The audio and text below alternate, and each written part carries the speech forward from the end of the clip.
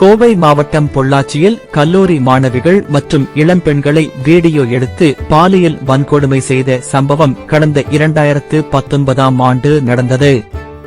இதில் பாதிக்கப்பட்ட இளம்பெண்கள் கதரும் வீடியோ சமூக வலைத்தளங்களில் வைரலானது. இது தமிழகத்தையே உலுக்கியது. இதையடுத்து பாதிக்கப்பட்ட இளம்பெண்ணொருவர் பொள்ளாச்சி நகர் போலீசில் முறைப்பாடு அளித்தார். அதன் பேரில் போலீசார் வழக்கு பதிவு செய்து விசாரித்தனர். அதன் பிறகு இந்த வழக்கை சிபிஐ கையில் எடுத்தது. இதில் பொள்ளாச்சியை சேர்ந்த சபரிராஜன் வயது 30, வசந்தகுமார் வயது 32, சதீஷ் வயது 33, மணிவண்ணன் வயது 30, திருநாவுக்கரசு வயது 30, ஹேரேன்பால் வயது 34, பாபு என்ற பைக் பாபு வயது 38, அருளானந்தம் வயது 38, அருண்குமார் வயது 36 ஆகிய 9 பேர் கைது செய்யப்பட்டனர்.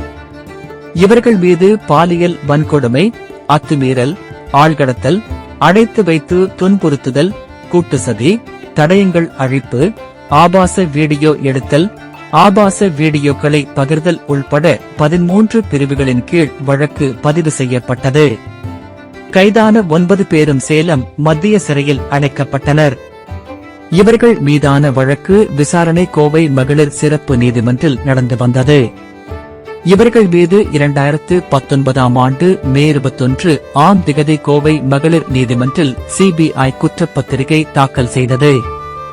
அதன் பிறகு வழக்கு விசாரணை தாமதம் ஆனது. அதைத் தொடர்ந்து ஐகோர்ட்டு உத்தரவின் பேரில் கோவை ஒருங்கிணைந்த நீதிமன்ற வளாகத்தில் தனியாக அறை ஒதுக்கப்பட்டு விசாரணை தீவிரப்படுத்தப்பட்டது. மகளிர் நீதிமன்ற நீதிபதி நந்தினி தேவி முன்னிலையில் கடந்த 2023ஆம் ஆண்டு பிப்ரவரி 24ஆம் திகதி சாட்சி விசாரணை தொடங்கியது. இந்த வழக்கில் சாட்சி விசாரணை, அரசு மற்றும் எதிர்த்தரப்பு இறுதிவாதம் முடிவடைந்தது. இதையடுத்து வழக்கின் தீர்ப்பு இன்று செவ்வாய்க்கிழமை அறிவிக்கப்பட்டது.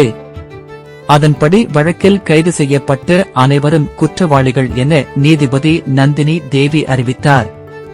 மேலும் அவர்களுக்கு சாகும் வரை ஆயுள் தண்டனை விதித்து நீதிபதி உத்தரவிட்டார். முன்னதாக கைதான 9 பேரும் நீதிபதி முன்பு நேரில் ஆஜர்படுத்தப்பட்டனர். கடந்த 6 ஆண்டுகளாக நடந்து வந்த இந்த வழக்கு இன்று முடிவுக்கு வந்துள்ளது. தீர்ப்பையொட்டி கோவை நீதிமன்ற வளாகத்தில் பலத்த போலீஸ் பாதுகாப்பு போடப்பட்டிருந்தது. மேலும் தண்டனை வழங்கும் போது வயதை கருத்தில் கொள்ள வேண்டுமென குற்றவாளிகள் தரப்பில் வைக்கப்பட்ட கோரிக்கையை நீதிபதி நிராகரித்தார்.